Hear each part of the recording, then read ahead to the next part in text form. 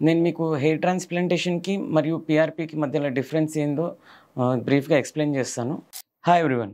నేను doctor Raghu Sairam, consultant maxillofacial surgeon, special expertise in hair transplantation.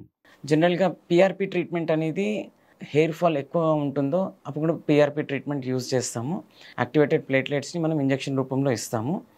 So, PRP అనేది ఎక్కడైతే hair follicles ఉంటున్నాయో ఆ రీజియన్‌లో హెయిర్‌ని థిక్ చేయడం గానీ, రీగ్రోత్ చేయడం గానీ, లెంత్ పెంచడం గానీ అండ్ దాని లైఫ్ స్పాన్ పెంచనీకే మనకి పీఆర్‌పీ ట్రీట్మెంట్ జనరల్‌గా చేస్తాము.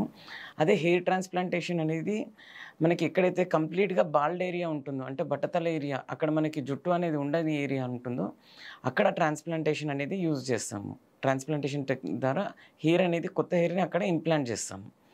సో, హెయిర్ ఫాల్ ఇష్యూ ఉన్న వాళ్ళకి హెయిర్ రీగ్రోత్ ట్రీట్మెంట్ అనేది పీఆర్‌పీ ట్రీట్మెంట్. బాల్డ్‌నెస్ ఉన్న వాళ్ళకి హెయిర్ ట్రాన్స్‌ప్లాంటేషన్‌తో పాటు హెయిర్ రీగ్రోత్ ఉన్న హెయిర్‌ని కూడా మనం కాపాడుకోవాలి కాబట్టి పీఆర్‌పీ ట్రీట్మెంట్ కూడా ఇంక్లూడ్ చేసి ట్రీట్మెంట్ చేస్తాము.